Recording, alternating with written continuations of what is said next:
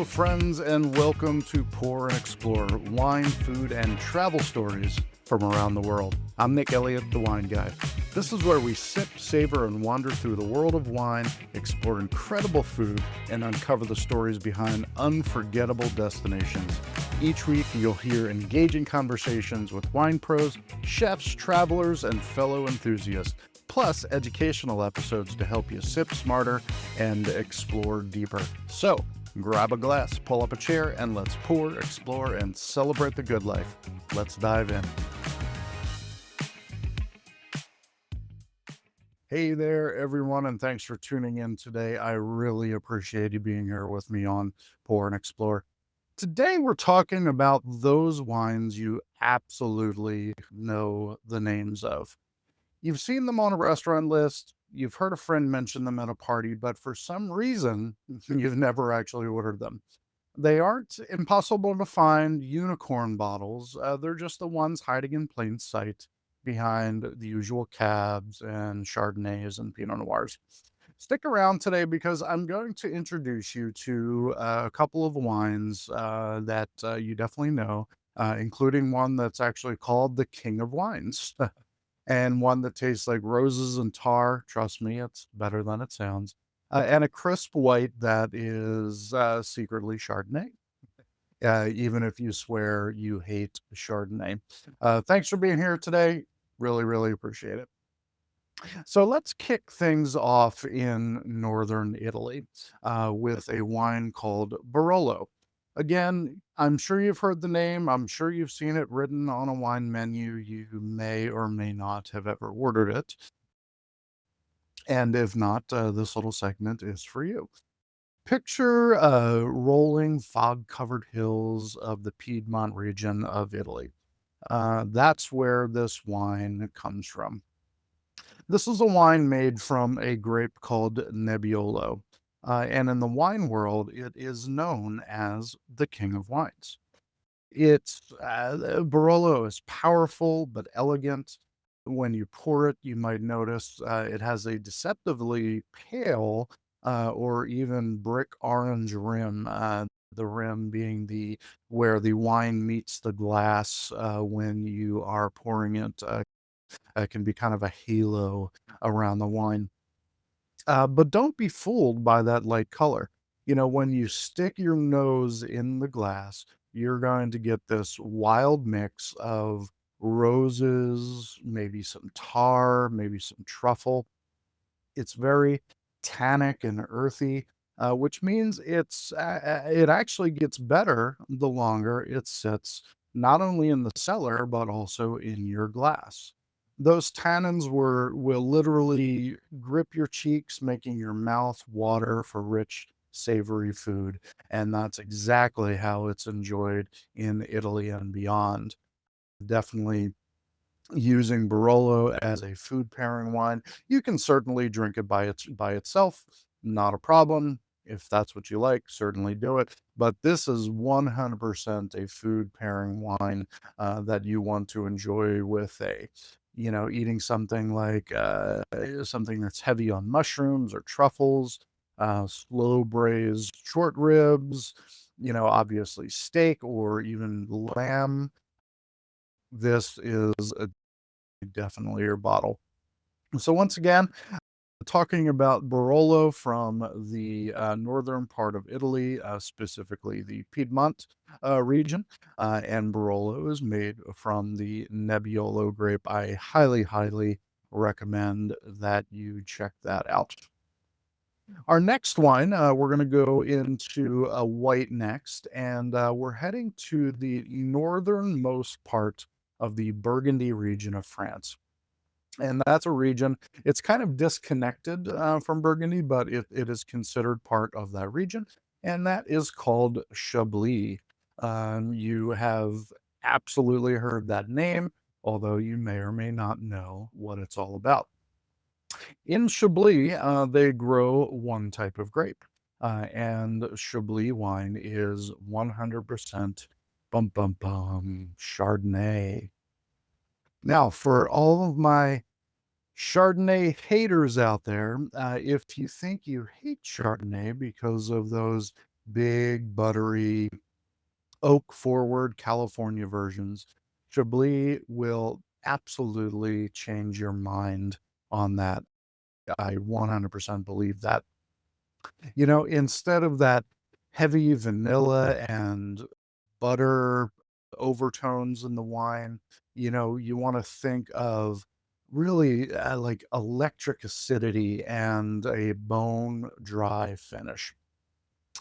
Chablis are lean and crisp.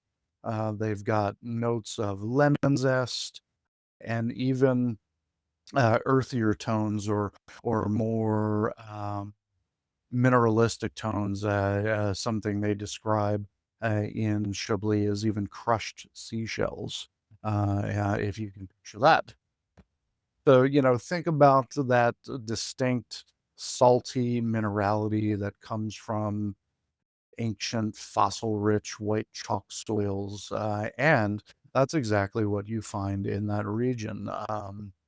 Soils that are heavy in chalk and limestone, that really add that minerality, and even a little bit of salinity to the wine. It's really a beautiful one to try, and when we talk about pairing Chablis with food, this is absolutely going to be the ultimate seafood wine. It's very delicate, and it again, just going back to my descriptions from earlier, lemon zest and citrus notes that really, really pair so well with seafood like oysters. This is a perfect wine for sushi, and even a beautiful salad, maybe with some goat cheese on it. And how about, segments of fruit like apples or peaches? This would be an amazing pairing for a salad of that kind. So next time you are walking through the wine aisle at your favorite wine shop, definitely take a peek. Look for the word Chablis. You're going to find that in the white wine section. You are going to find it in the Chardonnay section. And I definitely recommend picking up a bottle. It's not going to be that much more expensive than, a domestic white wine.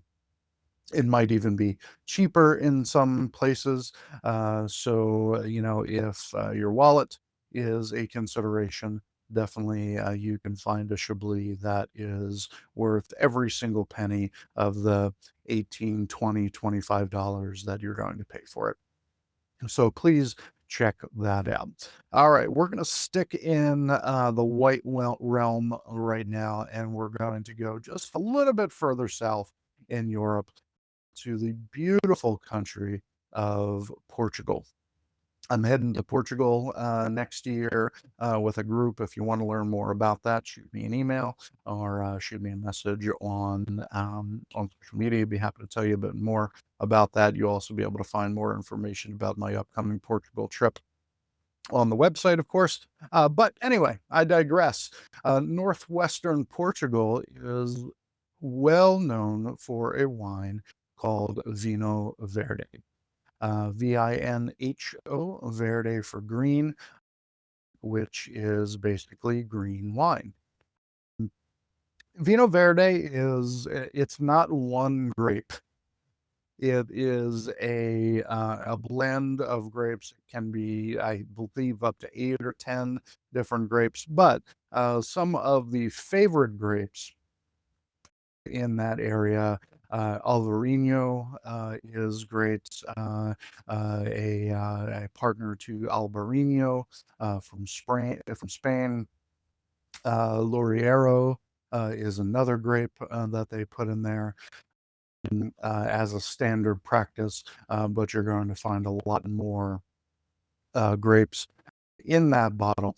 And, think about this. Think about sitting on a sun-drenched patio with a cool, salty breeze coming off of the Atlantic Ocean. That is the essence of Vino Verde. It's light, It's crisp. It might have a little bit of that salinity that I talked about earlier with Chablis. And, light, zesty, and the really cool thing about Vino Verde is that it often has like a tiny little spritziness to it, if you will, a little effervescence in that bottle. And what that does, it allows the wine to kind of, dance across your palate. It's hard to explain. There are a few wines, in the wine world that have a very slight effervescence to them, and those are some of my favorites, because it's a really fun way and because of the high acidity, in the wine, again, it makes for really, really great food pairing as well. Again, we'll go back to salads and seafood. Vino Verde is also beautiful with um, pasta dishes, again, because of the high acidity, serving it with like a creamy pasta. Of course, Portugal is well known for their seafood stews, and seafood stew and Vino Verde go so very well together. Really an amazing pairing. And on top of it, you're going to find most Vinho Verdes from Portugal because they make so darn much of it here in the States. You're going to find it for maybe 10 or even $15 a bottle. And it's one of the best summer wines on the planet. So again, next time you're reaching at your favorite wine shop for a Sauvignon Blanc or a Pinot Grigio or something like that, you know what? Ask the wine guy, not this wine guy. Ask the guy or at the shop or the lady at the shop, whoever's running the shop, about Vino Verde. And, I think if they have it on the menu and take home a bottle, you are going to be pleasantly surprised with how amazing this wine is. It's refreshing and it is criminally underrated. And again, keep it simple. Some fish tacos, shrimp, ceviche, heck, even, pull out the chicken fingers. Fried food, you've heard me say it on several episodes before, fried food and sparkling wine, in this case, fried food with effervescent wine, is a really, really great pairing. So highly, highly recommended. Again, Vino Verde, check that out. You will not be sorry you did, I promise. All right. Let's go down to a region that I don't get to talk about a whole lot. But there's a wine that they grow in South Africa that is really making a splash in the wine world and has been for a long time. But you may have heard of it, but you're not going to find it on a ton of wine menus across the US. It's not easily found, but if you look hard enough, you can definitely find a bottle of Pinotage, maybe at your favorite wine shop or even online. Pinotage is a cross between the Pinot Noir grape and the Cinsault grape, both French grapes. And basically, what happened is a bunch of folks got together in South Africa and they wanted to create a name or something specific for themselves down there. So they created this cross that we call in the wine world. It's basically a blend or maybe a hybrid, if you will, of those two grapes. And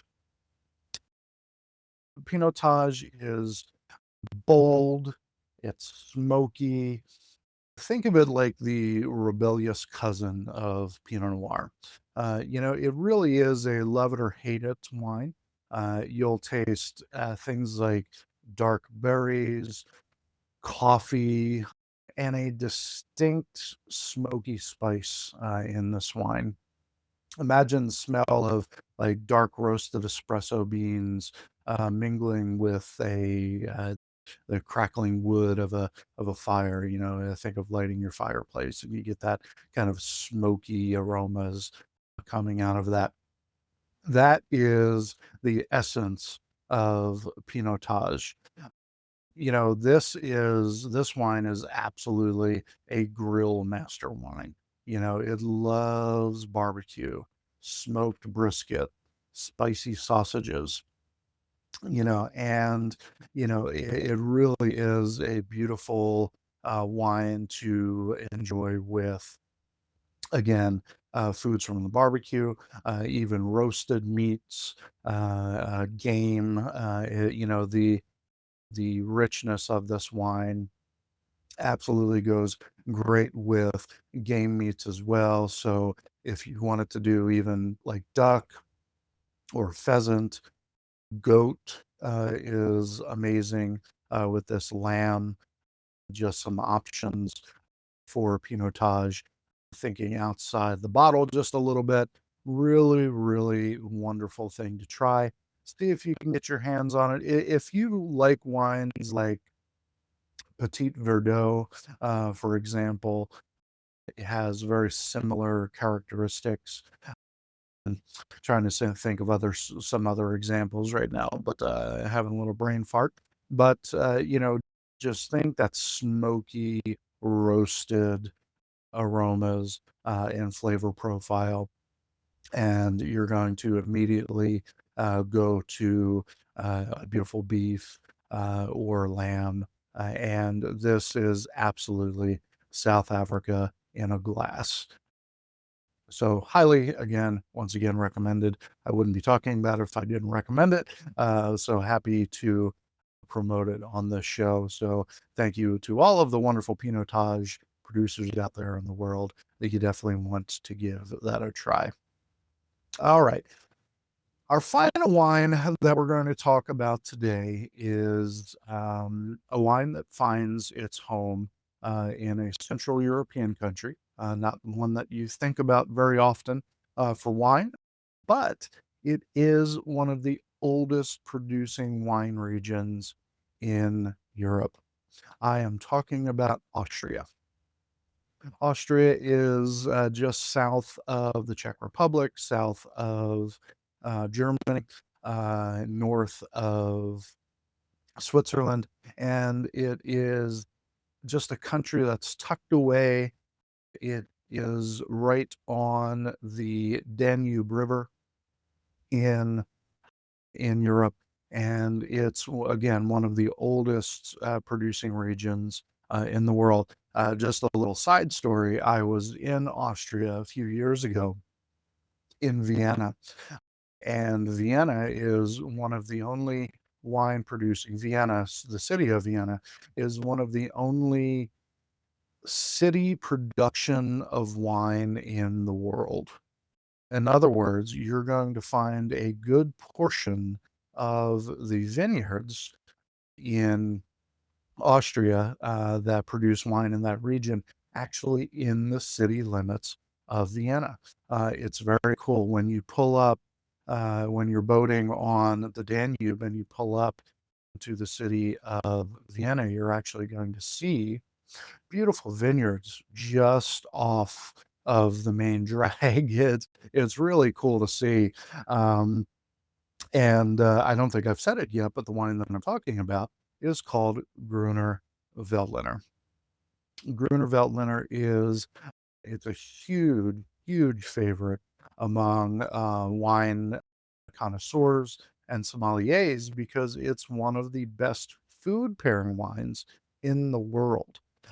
And I wholeheartedly agree with that. It really, really is amazing. I think I've got 3 or 4 bottles of Gruner in my cellar, or my cabinet, I should say. It's not really a cellar. I don't have a cellar.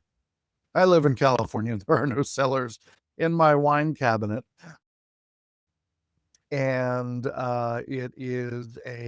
it's crisp and dry wine, but it has really beautiful, unique notes of white pepper, lime, some herbs.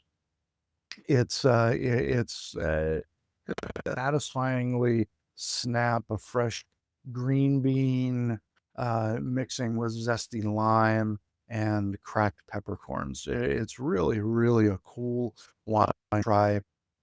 And on top of it, it's not just great for food pairing, it's also a great wine that pairs well with those quote unquote tricky foods that usually ruin other wines. Foods like asparagus. Asparagus and wine don't really go very well together, except in Austria, and I would also say Germany, with wines like Riesling, that also pair well with, asparagus, obviously, or not obviously, but Germany is very well known for their asparagus and the Riesling, and those 2 things happen to pair together really, really well. Thai food. Thai food and wine don't pair very well together, just one of those things. The floral notes, the lemongrass notes, the curry notes of Thai food don't go well with a lot of wines, but Gruner Veltliner is not one of those. If you're having Thai, check if they have Gruner on the menu, and you will definitely love that pairing. And if you're a vegetarian or you like vegetable forward dishes, Gruner is a wine that's going to pair extremely well with salads, vegetarian dishes with lots of greens, with kale and chard and things like that. It's going to pair really, really well with. And much like German wine, you're going to find Gruner in levels of sweetness, ranging from very, very dry, not to too sweet, but let's go off dry in a lot of cases.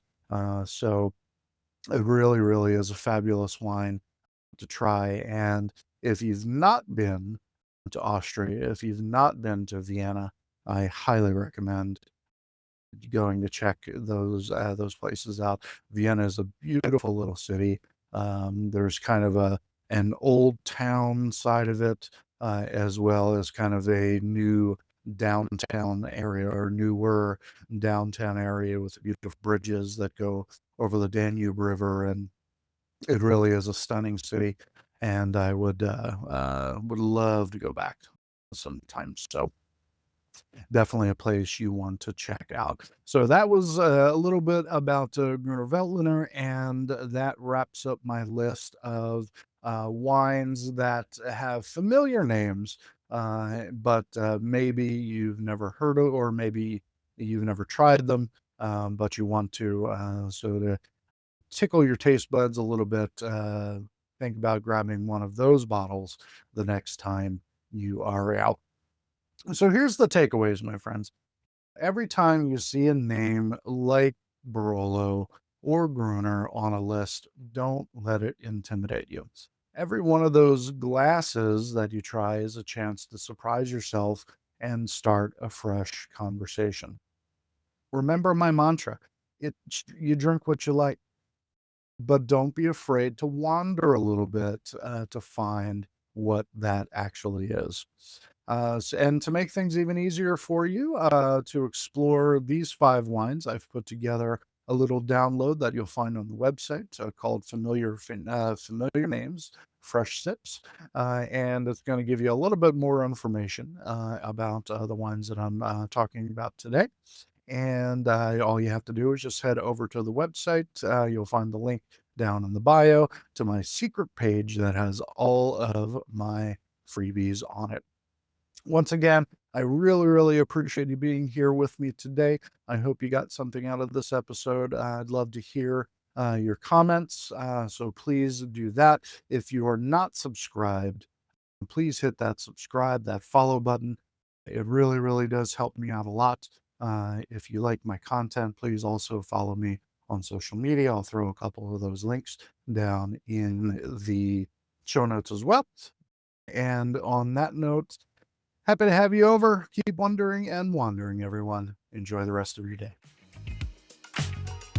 Thanks so much for tuning in to this episode of Pour and Explore. I'd love to hear your thoughts Love to hear your stories or questions. Drop me a message at cheers@thewineguy.vin. That's cheers@thewineguy.vin. Or let's connect on TikTok, Instagram, or Facebook. Grab those links at thewineguy.vin. Until next time, let's keep wondering and wandering. Cheers, everybody.